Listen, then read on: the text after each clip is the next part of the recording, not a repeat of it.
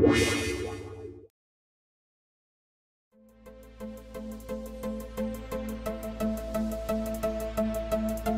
know, I want to interact with my environment more than any game has ever allowed us to do. But the idea of going through every door and every nook and cranny, but it's just like, give us that freedom a little bit more. For one fucking game! We're best friends with this person. It doesn't matter how much I want to play that one game, it's not going to happen. Because, it's just bland. But if I knew... I'm Foisco. And I'm Link584. And you're listening to... The Podcast. Hey there, I am Link584. And I'm Foisco. And... Oh, I'm sorry. It's okay. This is the podcast. Yes, it is. And today we're going to be talking about free roaming. Free roaming, what does that mean? Well, in GTA, it's a typical sandbox type game. You know, you can run around and explore different places, and they have bars and strip clubs and all that you can go into.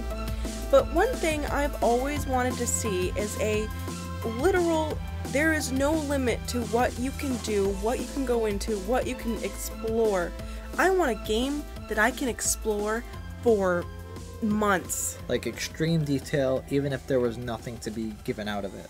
Right. Like you'd want something to be given out, but just for the sake of even having it, even if it was just a repetitive thing. Like, what you want is, imagine GTA, you have this big city, and you know what, you can spend all this time exploring and going wherever, but you wish you could enter every single apartment and every single door that you came across. I mean, there would be some that were locked, but you could maybe break them down, or, you know, you could just go inside of them, and even if there's nothing in there, except for a generic copied and pasted room, you want the ability to go in there. You want there to be a literal sense of depth at every corner. Exactly. In Fallout 3, for example, they have hundreds and hundreds of buildings and houses and rooms that you can go into.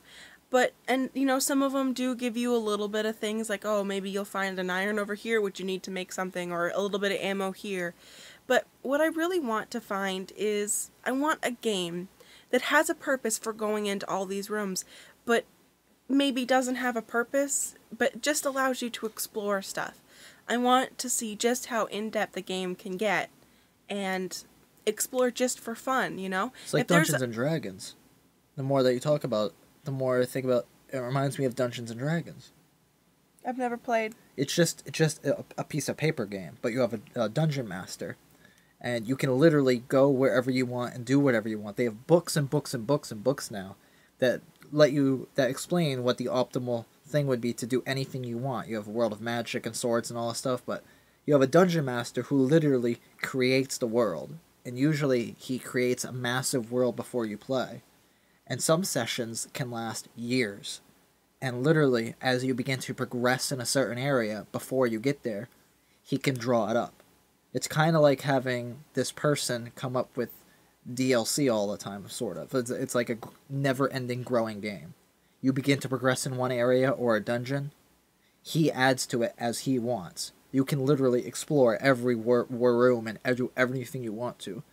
But the only problem is that it's on paper. It's all in your head. It's all description and detail. It's like a storybook. And it's like an interactive story. So, it reminds me of that, but just in video game form. You see what I mean? Because in Dungeons and Dragons, I've barely ever played it, maybe 3 matches in my entire life. But that was part of the appeal and part of the craving, is knowing that some people play for years. Because the world can actually never end.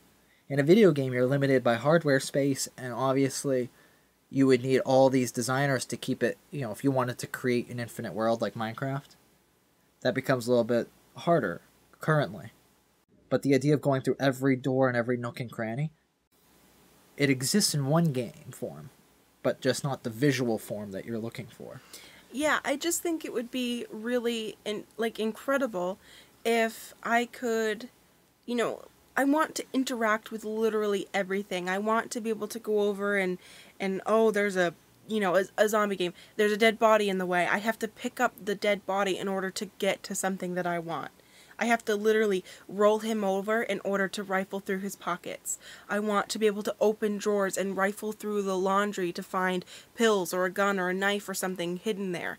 I want that. Like, there is literally nothing I can't go through. I want to go through every drawer and every cabinet and literally shove things aside and, move closets and find hidden doors, behind all the clothes and stuff. I literally want a game like that. Well, that seems more, less free roaming, but more RPG element. Like, it is mixed of, it's free roaming, like, you want to be able to literally free roam wherever and enter all the rooms, but you also, at the same time, with that free roaming, you want the addition of RPG elements. Well, I imagine that a game that allows you to literally free roam everything would have to be RPG, because, I mean, RPGs usually... What about GTA? Well, I mean, yeah, you could... I don't know, that's what I want, is a game where, I mean, you can literally do anything that you want to do. And I think I've touched on this. I'm not sure if I've ever actually gone into detail. I think you touched on it in our zombie podcast. I touched about how I would literally want a game just like this, but a true dedicated, like, online zombie game, survival. And it's as super in-depth as something like Oblivion or Fallout, but just all around realism and zombies. But, like, I would like to see, like you said, with GTA or something like that, just the addition of, even if it's just pointless, just the idea of, like, there's plenty of places that are probably pointless in the city, period. But just let us enter these places and have stuff be in there. Maybe interrupt some people that are watching a movie or something. And I know that after a while of breaking into enough apartment buildings, you'll eventually come across that same couple again. Because, they just maybe, like, pre-render and then copy and paste. Just like they kind of probably do with some of the buildings and we don't even realize it. And a lot of the characters are copy and pasted. Yeah, we just don't even realize it half the time. I bet, that's fine, but then I'd like to see, like you said, I think I'd like to see more free roaming in those big scale ones, like you said. Because as much as it exists in Fallout, it's not the same as what you want. I want, like, what we have in Fallout and Oblivion in more games. But at the same time, I like that idea of a GTA game as this third-person thing. Like, it feels different compared to Fallout Oblivion. I don't know if it's the third-person and first-person difference, if it's the engines or what, but they feel drastically different. Like, a game like GTA, you can fly around. Helicopters and all this stuff. You don't in games like Oblivion and Fallout. You're not flying around. And there's a loading screen for everything. With GTA, isn't it progressive loading? I think so. I think so. For at least the most part. And they don't have to have, progressive loading completely. Like, if you, say entering one building, you kind of go into a new screen, but maybe, like, a really big building, you go into a new loading screen, but, like, a small building, you don't, In GTA? Yeah. Like, if you're going to explore, like, say you have a huge, massive hotel, and maybe when you go into the hotel, it loads those rooms. Right. And you can break into all of them, but, so maybe there'll be a hiccup loading. Yeah, and maybe, like, a smaller building, like a couple stores, or, a bank, or, something, or, a small convenience store, it's progressive loading there. But I want to literally explore everything. Just for the sake of having just to be able to explore. Yeah. One of my favorite things in Fallout was being able to literally explore every nook and cranny, steal everything that I could, and, I'm loaded with bottle caps now, because I've stolen everything there is possibly to steal. Yeah, I'd like to see something like that, but more modern. Like, Fallout is this desolate wasteland. Mm-hmm. Oblivion is this thriving medieval place. But they both have something in common with them. Because we have two Fallouts now that are, I know we're on Fallout 3 in New Vegas and stuff, but there's two that most people are familiar with now, which is the two big 3D ones, and then you have Oblivion and Skyrim now. Those are the four games that I'm going to talk about real quickly, which is they share something in common. Fallout, it's this big desolate wasteland. Everything almost looks alike, but then you have, like, New Vegas, and that's drastically different and all that stuff. But for most part, you're scouring the land. You're gonna come across the same old crap left and right. Eventually, what you do in the first 10 hours of the game will follow you for the next 200. You know, like okay, and you just get used to everything, right? Well, then in Skyrim, you know, instead of a desolate wasteland, it's all countryside and everything. Everything's spaced apart. You know, everything, even if you have all these merchants and all these shops and everything that are kind of close together, you know, there's nothing like that modern day feel, like a skyscraper where there's massive amounts of concentrated population. Like, you see what I mean? Like, everything is smaller and more condensed in Skyrim and Fallout. When you find people, it's this amazing experience. When you find civilizations, you know what? You get, wow, look at the massive walls in Skyrim and the kingdom and all this stuff. But when was the last time that you could just sit on a certain perch and just look out across and see 100 to 500 people? If you were playing a game like GTA and you were sitting at like the third story of a building or something, you could watch traffic go and you could probably see during busy parts of the day or something. Maybe you could see in a matter of a 5-minute period, like 200 to 300 different people go by. I want some sort of game with free roaming elements, like in GTA and Fallout and all that stuff, but I want it in a Fallout or Oblivion style where you can come across concentrated amounts of people. And I figure the best way to do that would be a modern day world. I'd love to see a Skyrim or Fallout, but in the present, like GTA. Combine the two. You know what would be awesome was if they had exactly what you're saying, that kind of game, where they have like Walmarts and Targets where you can go in and if you want a gun, you have to go to the gun department in Walmart and steal it or something, or buy it, you know? Yeah, or if you were to shoot up the place or whatever, because maybe, or you know, if you were going rogue or something like you would in Oblivion or something, going bad or going, you know, bad karma, you'll kill people left and right. The only difference is be a real world scenario, and you know what, honestly, I don't see the difference, even though it's real world versus fake. You're still killing people, whether it's with the fake alien guns or with magic spells. I know this might cause some controversy if you could go into a Walmart and shoot people up, but I mean, you have a game like GTA, which essentially does the same thing. Just imagine it from a Oblivion or Skyrim point of view. Okay, so maybe it wouldn't literally be Walmart, but, you know... whatever their branding is. Yeah. They'll come up with something. I mean, you guys already basically have that in GTA and all of these games, and I think something like that would be awesome. Like, you could go in and buy your groceries and, you know, buy your clothes and your shoes, and then all of a sudden, you know, hey, I don't want to pay for this, I'm just gonna sneak out with it. Yeah. Like, have a modern day thing. Like, sneaking would not be like it is in Oblivion. It would be a more modern day, like, trying to conceal it. You have all these different options and see what you could get away with.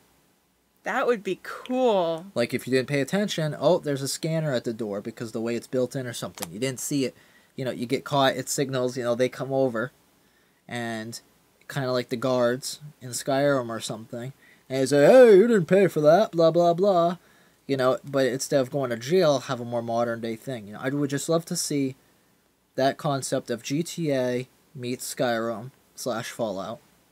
And have this extreme free roaming experience that Fallout offers, but in a GTA setting. And, yeah, that would be cool. And because then, when you go into a place like Skyrim or Fallout, you're not dealing with the skyscrapers and all this stuff. You're not dealing with a whole hallway of rooms to choose from. You get like 3 rooms in a hotel in Skyrim or something, you know, whatever. You don't have a real place. So I'd love to see that idea where there's more to do in a short area, like a city, and you could go into any of those rooms. You could try to lockpick your way in or break down the door or whatever the heck. That would be the perfect combination. So I guess really for me, it's not so much that I want more free roaming. It's more that I want a Skyrim-esque modern day game, a present day game, because that already provides the free roaming experience I want. I just want it to be bigger. Which the bigger way would be to be in a city. Huh. Because Skyrim, you have a max population of like 50 in a town.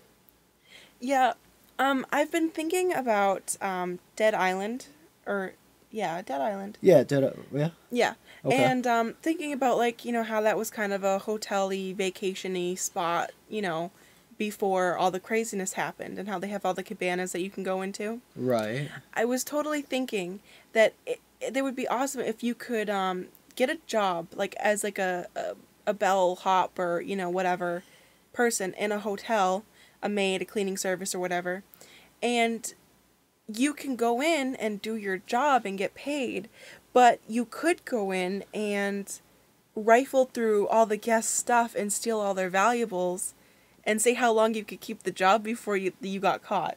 Right. Like, different aspects. Like, if you waited until someone else got hired before you started stealing, it would look like it was such and such a person instead of you. Right. And just have also of talking options, like, in depth of that game Like, and stuff. Like talking options like Mass Effect, Right. Like, where literally everything is customizable to how you want. You can say, I want to buy this car with the savings, or I want to blow my money on alcohol or cookies or something. And I would be great if you could also have places to purchase and all stuff like you would in Skyrim and Fallout, but on a greater scale. So it sounds like what we really want is you want to have extreme free roaming ability, like Fallout already provides. But let's see. So have Fallout / Oblivion. So we'll just say Fallout meets GTA meets Mass Effect, and have it on this complete extreme scale that's super large. So maybe for now it would have to be a PC only game. And so we have this extremely in-depth and large game. And now the last question would be, is this Fallout meets GTA meets Mass Effect meets Animal Crossing, where you have no set objective? Or would it have some sort of objective in the end? Because I kind of like the idea that this is just like The Sims doesn't have really much of an objective as far as I can tell. I've never fully played them, but Animal Crossing, you just keep going. You just keep doing whatever you want. But it's limited. Sims is the same thing. From what I've seen, The Sims is actually incredibly small. I don't understand its popularity, but in that small world, you have a lot of options. Yeah, I imagine it would be a lot like Animal Crossing, where, I mean, you literally have a gazillion options, and you can get a job at the car wash or the laundromat, or your local grocery store as a bag boy or a cart getter, and you can do things where, oh man, this customer was a complete jerk to me, I'm going to push a cart into his car, or and then would it be realism, like in terms of in GTA, how many times you get away with stuff? You take a gunshot hit, blah blah blah. What if this was more super realistic? What if this was a super realistic world with all these talking options, and your goal was just to play the game, and you have a hunger meter, you have to eat a couple times a day. If you don't work out, your character will become weaker, and maybe this could be. But only depending on, like, if you eat healthy, you don't have to exercise as much, and you have to go to the bathroom. You have to. And, you make a realistic amount of money. You kind of live in a shack. You have to save up money in order to get things that you want. You have to actually put it into a bank. And then you say, I'm going to go rob this bank. Is that how The Sims work? You have to go to the bathroom and do all this stuff? Yeah, well, yeah. And if you don't, they'll piss themselves, which is funny. Right. But it's minimal stuff. Like, we don't want to get into super ultra realism because that's not fun. But have certain things like you could turn off and off hunger, but most people it would be like the survival mode. Kind of like Minecraft, you have creative and survival. Yeah, that would be cool. That would be the thing. I think you have to eat, you have to use the restroom, and you have to save up your money. So you could either be a thief, you could do whatever, really whatever you desire, just like in Oblivion and stuff like that. You do it however you want. And I like that idea of having a house with super customizable options, like The Sims. Yeah, like you could actually build your own house, but you could only add one thing at a time because it's so expensive, or I think that would be pretty badass. Or you can go and look at apartments and say, yeah, I want this apartment. You have to pay rent every month, but, maybe like on a shorter scale, like it wouldn't be like Animal Crossing where one day was one day. It would be like maybe 10 minutes would be a day. Yeah, or something, maybe like half hours if you're going to have to eat and use the bathroom. Yeah, okay, so about half hour to an hour would be a day. Yeah, I think an hour is perfect, actually. Yeah, that does sound pretty good. An hour, I mean... Because you don't want to get stressed playing the game. You Yeah, want to have fun. And you or can't you really could, carry food with you and all that stuff because if we're going with a realistic well, approach, you could always, put a granola bar in your pocket. maybe you could have a small inventory or something. Yeah, Like, because you do have pockets depending on what you wear. So if you have like a really pocketed pair of jeans, you could put like a lot of things in your pockets. yeah, like you have your basic, your ID and stuff, but I think you should have maybe a small, like, 3 inventory system, regardless of size. Kind of like how does Link carry all of his stuff in Zelda. I think so because it's still a game. We don't want to have it be super realistic. You don't have to want to have a backpack just to store a sandwich in there or something. You should be able to kind of like in Dead Rising. You have an inventory and it works out, but have a small one. Have a realistic thing. Say so if you want, you could carry a sandwich with you. And you could have a big crowbar with you or something. But only limits like 3 items or something. That way it's still a game and you're not completely bogged down, but like kind of like you have in Fallout and Skyrim, you can carry this crap ton of guns and everything. How do you do it? But I don't want to be able to carry that much stuff. I think some of it should be dependent on how fit you are, and depending on what it is that if you're really fat and slow, maybe you could carry 1 item. But if you're extremely well fit and kept up, which it would be part of motivation of doing that, would be maybe you could hold up to 5 items. Maybe you could have different levels, kind of like, say you wanted your day to be half hour, you could only, you only can carry 1 item. Or if you want your day to be an hour, which you can choose at the beginning of each game, you can carry 2 or 3 items. And if you want your time to be on like a 2 hours a day or a 24-hour system where literally you can play, you can choose like the level of how severe you want your game, and the longer your day is, the harder the game gets. Kind of like What do you mean harder? not like harder, but I mean like if you actually put it on a 24-hour system, maybe I think it would be the opposite. I think the faster the day, the harder it is because you have less time to do the things like eating and going to the bathroom and cooking and doing all these other things. So maybe you set it, just kind of like you set the turns in Mario Party. You set the scale that you want. The faster it is, the harder it is because you have less time to do what you want to do and maintain your character's health.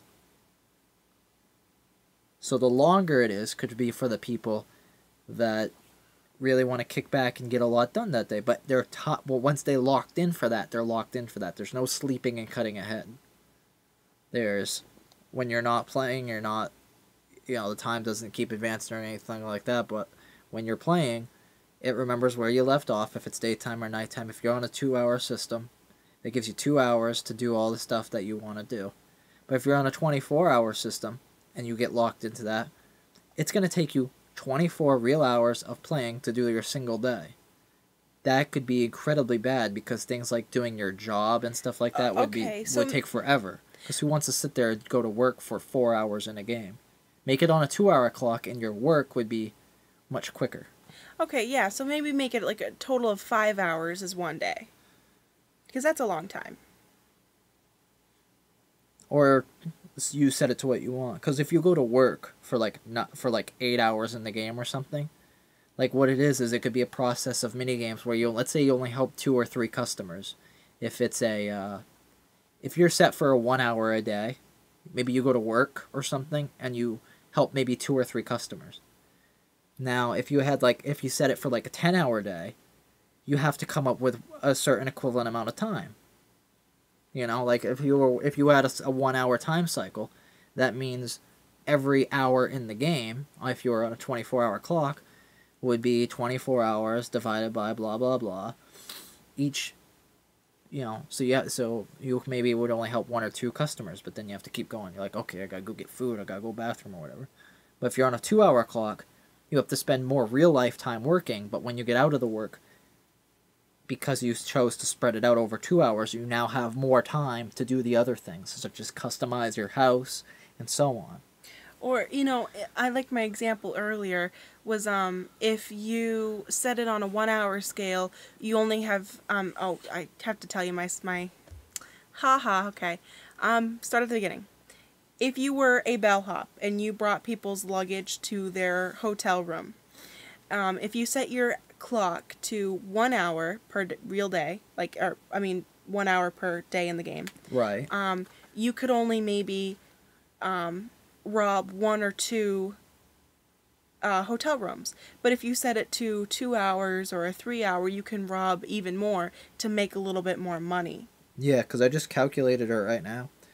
Every hour in the game would be 2.5 minutes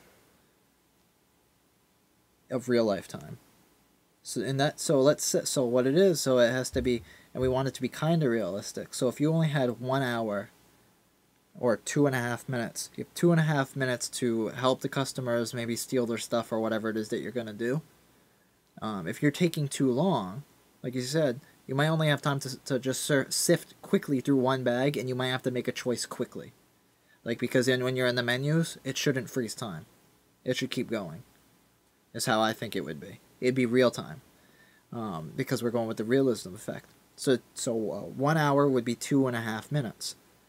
Now, if you said, okay, so 60 minutes divided by 2.5, that would be, every minute would be 24 seconds.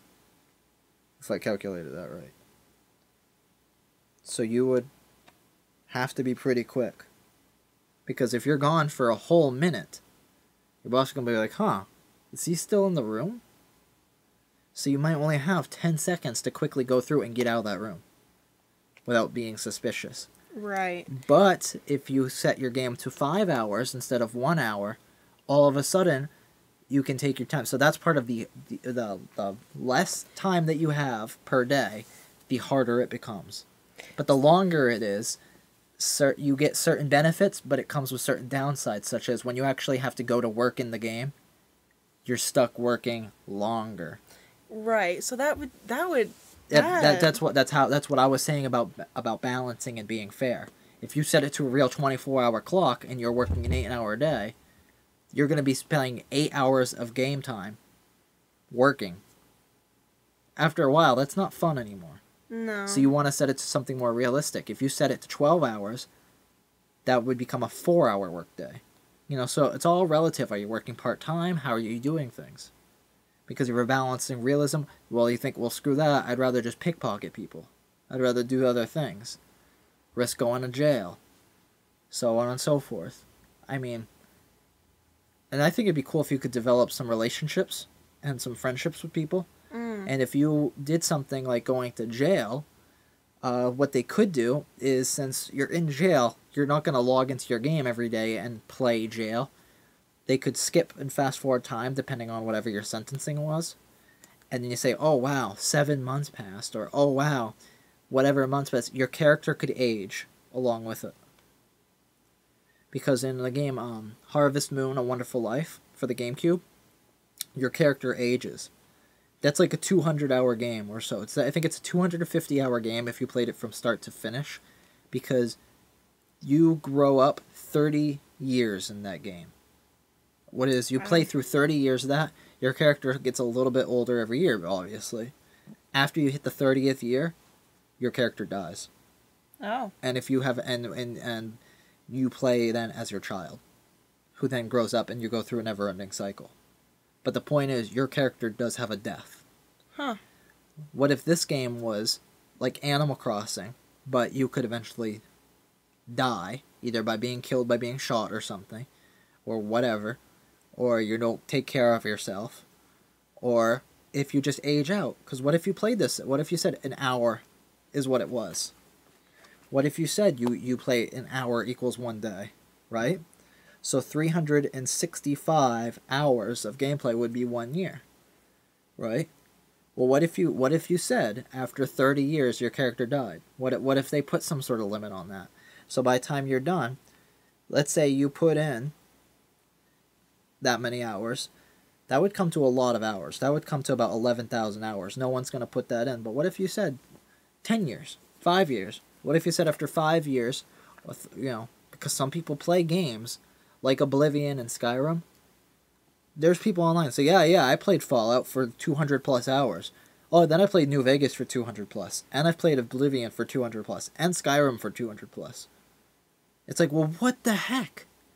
What if you had some sort of end thing? You had to accomplish what you could within that time. And what if you had a child to pass it on to, or a family, and then you could play the role of one of your children after? A whole new different person. You don't have the same friends anymore. You're not married anymore because that person's now your mom or whatever. And you're a whole new character then. And you could have these things that you inherit. And you could always play. So when you go ahead and die, let's say you die, after you've hit the 200th hour of gameplay or something. What if you could then choose? You want to play as your son, who will then die in another, let's say, 100 hours of gameplay?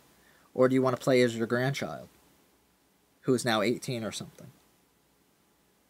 That would be a cool system. You could keep the game going forever, and you just keep passing along, and then that could also influence the world around you. What's your influence? Where did you become a political leader? And you could say, oh, my dad was the president. Or say, oh, my father's the governor. Because you play as the grandson, then you have a dad. What if you start accumulating wealth, and people know you within the city or towns that you're in because it's obvious who you are because you have billboards everywhere, things like that. You could choose like a path, and and you could actually become really good at it and become a famous actor or actress or something. Things like this that you could put your influence on the world like we do in real life. Some of us don't put any influence really out into the world like some other people do. But what if you could just build this and it could just keep going and going and going? That would be one badass game. Now the next question would be, how is that even feasible? Possible? How could this even be built? The simple answer is make this game for PC and pay a subscription fee for continued updates. Because take a game like the massive RPG World of Warcraft, or RuneScape, or League of Legends, which is a new one, what do they all have in common? You can pay a subscription fee. And I don't know if I would want it to be an MMO though. Well, I mean, because it doesn't. No, it wouldn't have to be. What if you paid a subscription for new? Because obviously people would still be working on this. They need to make some sort of regular income enough to be able to make it. It's not, it could be, think of it like DLC. Because RuneScape, for example, when I used to play it about 7 years ago when I first played it, or 8 years ago or so, this game was already out for a few years. It's about 12 years old now, RuneScape. Their thing, by the time I left, like 5 years ago, was update every Monday. There was a new update every Monday. And it cost about $7 a month. $5 a month. I think it's up to $7 now. But it's like paying for Netflix. Every Monday, there was a new update. Just imagine that, is you had this massive world, and every week, you got something new added to that world. The world got larger, maybe in one direction. You said, oh, I wanted it in the other direction. Well, you know what? What if the point is, if every week, it got bigger. You had a new reason to come back, because new content's being added. It's kind of like, you paid for Minecraft. That was a one-time fee, and all the updates from there are free. But you know what? That only works for so long. Eventually you've sold out. There's no one else to sell to.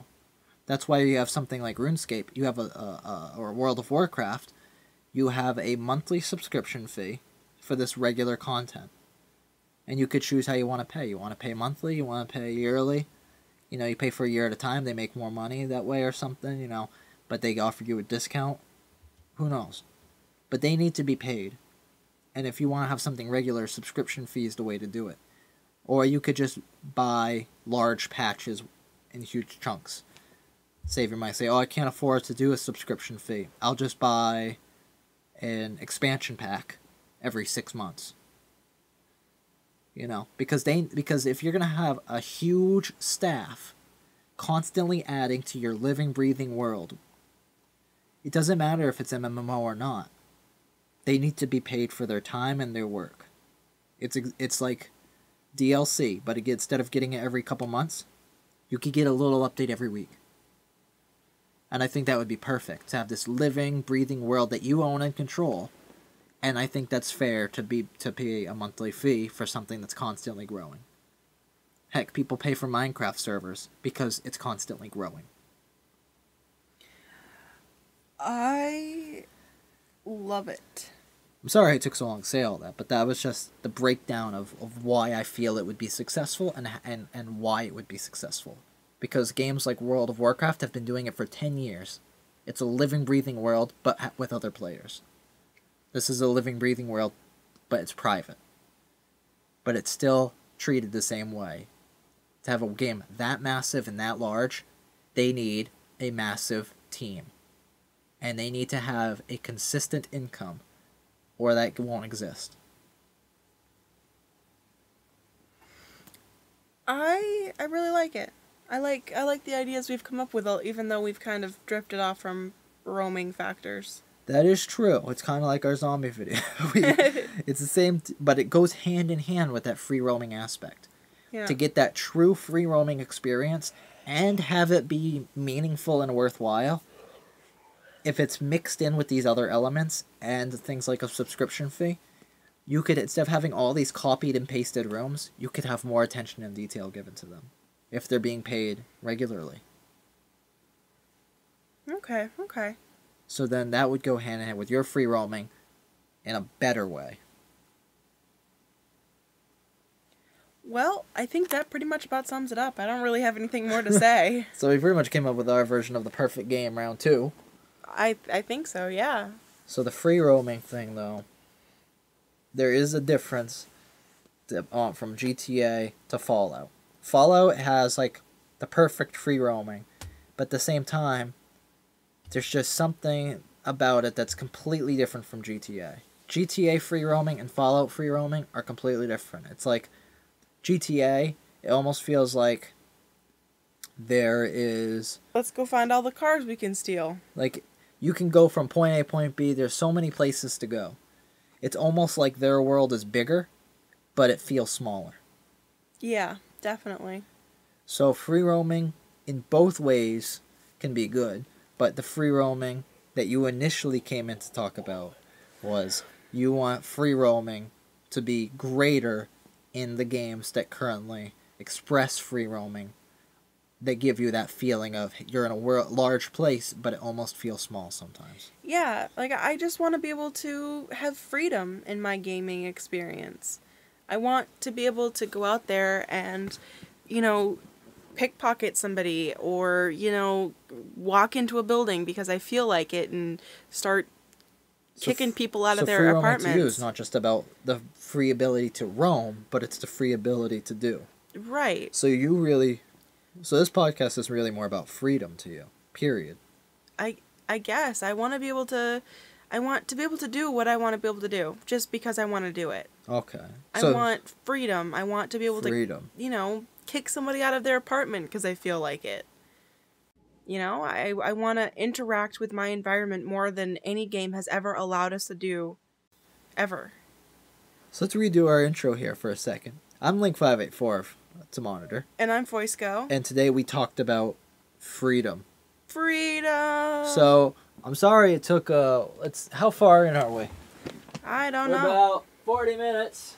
We're about 35 to 40 minutes in.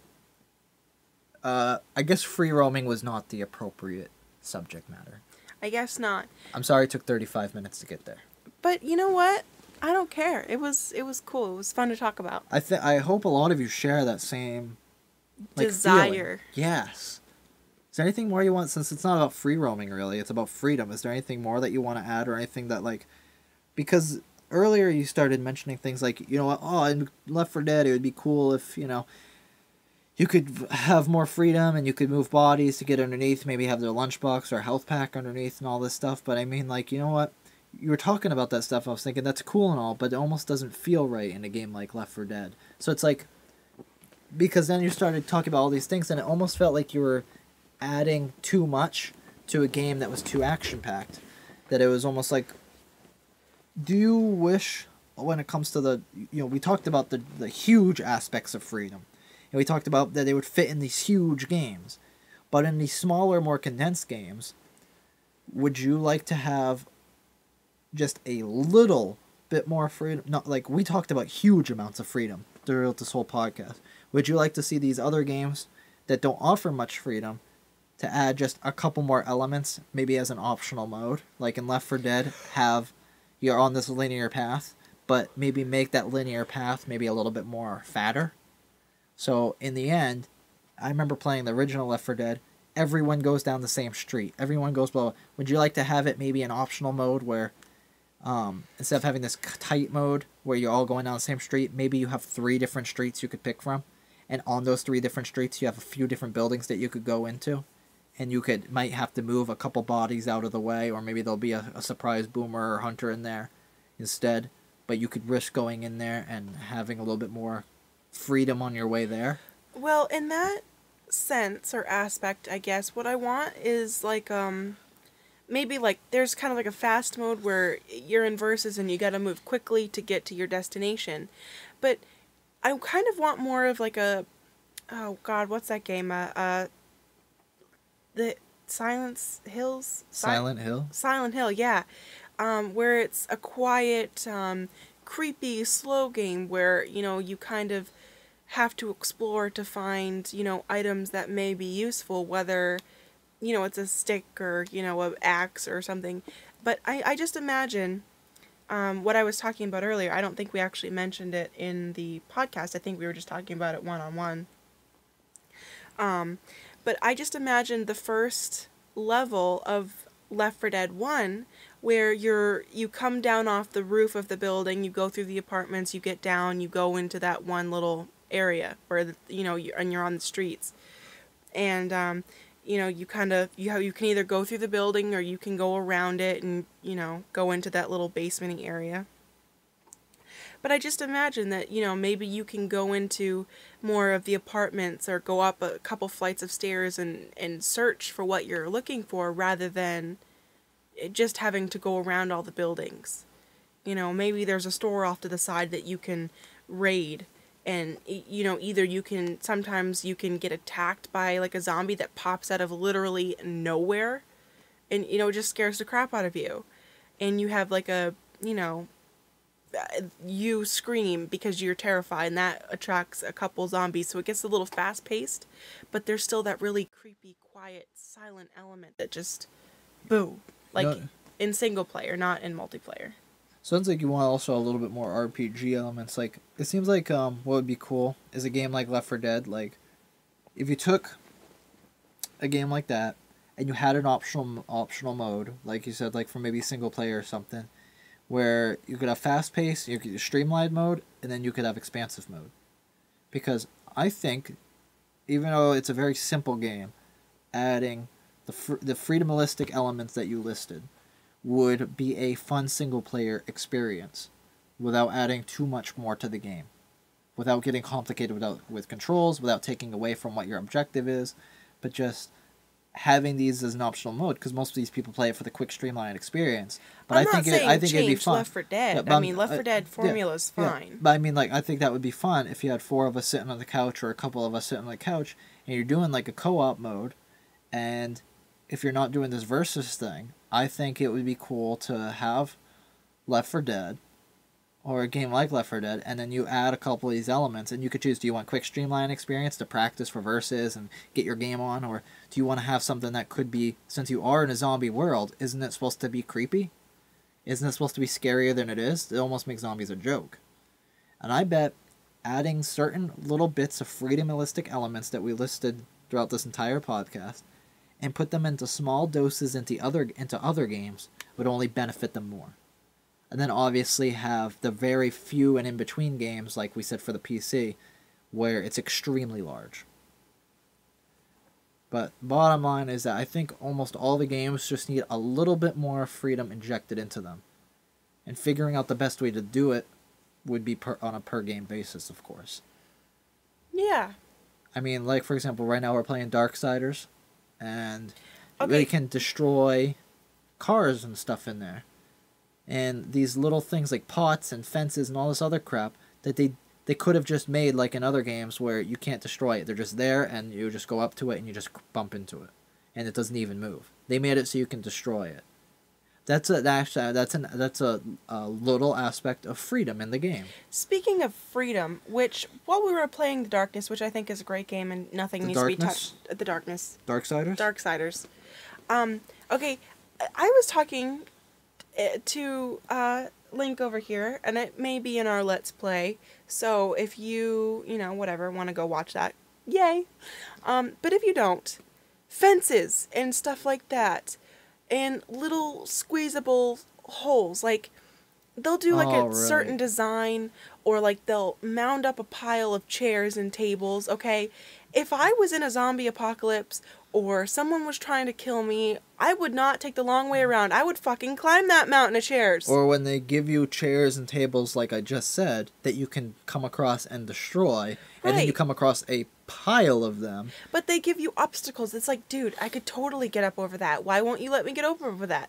Because if I was in person trying to get up over something like that, damn right, I would climb it. I wouldn't go the long way around. That's just stupid. It's like, from what they gave us, at least in this particular game, they gave us an environment that just seemed ridiculous. Like, I can't think of an instance where they give us a pile of chairs and tables, but if they did at one point, it's like we just easily destroyed chairs and tables because they're in a mound. Does that make it tougher? Because it just seems weird because we are killing giant demon bosses with tougher flesh and hardened skin. That's almost like armor, but we can't go through these tables and chairs. I mean, or here's a squeezable hole that he's such a flexible character that he could probably just jump through it and do a barrel roll when he got across. And you just think, this could be like a mini cutscene or a trigger thing. And hey, look, boom, he just jumped through and did a barrel roll when he got on the other side. But see, like, I get where, games, they want you to have a certain path. But make it more believable.